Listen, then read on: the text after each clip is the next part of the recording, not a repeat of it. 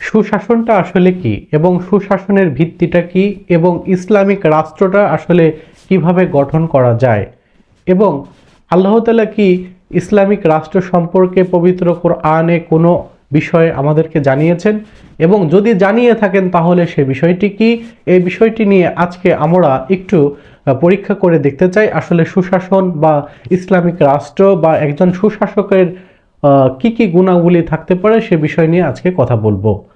সর্বপ্রথম আমি ইসলামিক রাষ্ট্রটা কেমন হতে পারে এটার একটা ধারণা আমি আপনাদের কাছে পরিষ্কার করতে চাই। যদি আপনাদের কাছে এর চাইতেও আরও ভালো কোনো ধারণা থাকে তাহলে অবশ্যই কমেন্ট করে আমাকে জানাবেন।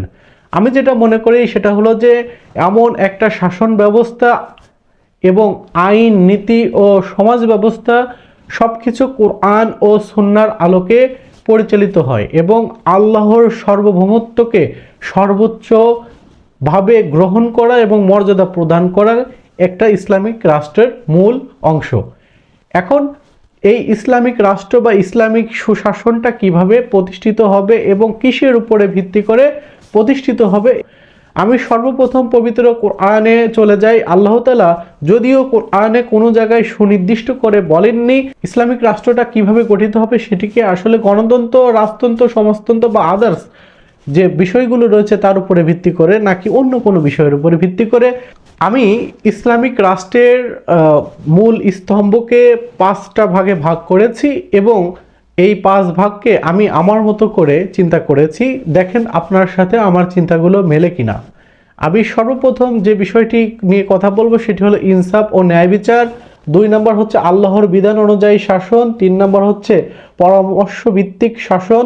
4 নম্বর হচ্ছে জনগণের কল্যাণ নিশ্চিত করা। 5 নম্বর হচ্ছে আমানতদারিতা ও যোগ্য নেতৃত্ব। আমি সর্বপ্রথম ইনসাফ এবং ন্যায় বিচার সম্পর্কে আল্লাহ তাআলা কি বলেছেন সে বিষয়টি জানতে চাই। পবিত্র কোরআনে আল্লাহ তাআলা বলেন, নিশ্চয়ই আল্লাহ তোমাদের আদেশ দেন ইনসাফ করতে। সূরা আল-নাহাল অধ্যায় নম্বর 16 আয়াত 90।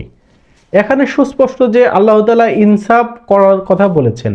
ইনসাফ ও ন্যায় বিচার, ইনসাফ এবং ন্যায় বিচার প্রতিষ্ঠাতে ইনসাফ এবং ন্যায় বিচার হলো একটি কল্যাণমূলক ইসলামিক রাষ্ট্রের প্রধান স্তম্ভ। এখানে এজন্য যে আসলে যেখানে ইনসাফ নেই, যেখানে ন্যায় বিচার প্রতিষ্ঠিত করা হবে না, সেখানে আসলে কল্যাণমূলক বা জনকল্যাণমূলক ইসলামিক রাষ্ট্র সেটা হতে পারে না। আল্লাহ তাআলা বলেন, নিশ্চয়ই আল্লাহ তোমাদের আদেশ দেন ইনসাফ করতে। সূরা আল-নাহাল অধ্যায় নম্বর 16 আয়াত 90। এরপরে দ্বিতীয় যে বিষয়টি সেটি হলো আল্লাহর বিধান অনুযায়ী শাসন। যারা আল্লাহর নাজিলকৃত বিধান অনুযায়ী হুকুম করে না তারা জালিম। সূরা আল মায়েদা অধ্যায় নম্বর 5 আয়াত 45 এবং হুকুম কেবল আল্লাহরই। সূরা ইউসুফ অধ্যায় নম্বর 12 আয়াত 40।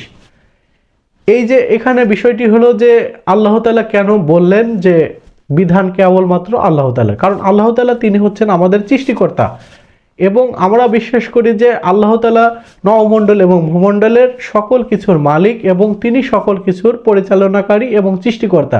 যেহেতু তিনি আমাদেরকে সৃষ্টি করেছেন এবং সেহেতু তিনি আমাদের যে বিধান দিয়েছেন এর বাইরে কোনো কিছু আমাদের গ্রহণ করাটা যথার্থ হবে না। যদি কোনো বিষয় আমাদেরকে গ্রহণ করতে হয় সেহেতু আমরা কোরআন দ্বারা তা যাচাই করব। যদি কোরআনের আয়াতের সাথে সাংঘর্ষিক হয় তা আমরা বর্জন করব। এবং 3 নম্বর যে বিষয়টি সেটি হচ্ছে পরামর্শ ভিত্তিক শাসন। আসলে এখানে এই কথাটি দ্বারা রাজতন্ত্র বা একনায়তন্ত্র বা স্বৈরাচারিতার কোনো সুযোগ এখানে আল্লাহ তাআলা রাখেননি, সেটি হচ্ছে পরামর্শ ভিত্তিক শাসন। আল্লাহ তাআলা বলেন তাদের কাজকর্ম পরামর্শের ভিত্তিতে পরিচালিত হয়। সূরা আল শুরা অধ্যায় নম্বর 42 আয়াত 38। এবং এইটিতে সুস্পষ্ট যে আসলে একনায়তন্ত্র বা এককভাবে কেউ কোনো চিন্তা ভাবনা করে রাষ্ট্র পরিচালনা করবে এটার কোনো আসলে অস্তিত্ব নেই। স্বৈরাচারিতার কোনো সুযোগ এখানে আল্লাহ তাআলা রাখেননি। 4র্থ নম্বর যে বিষয়টি আল্লাহ তাআলা বলেন সেটি হচ্ছে জনগণের কল্যাণ নিশ্চিত করা। অর্থাৎ তোমরা ভালো কাজের আদেশ দাও ও মন্দ কাজ থেকে নিষেধ করো। সূরা আল ইমরান অধ্যায় নম্বর 3 আয়াত 110।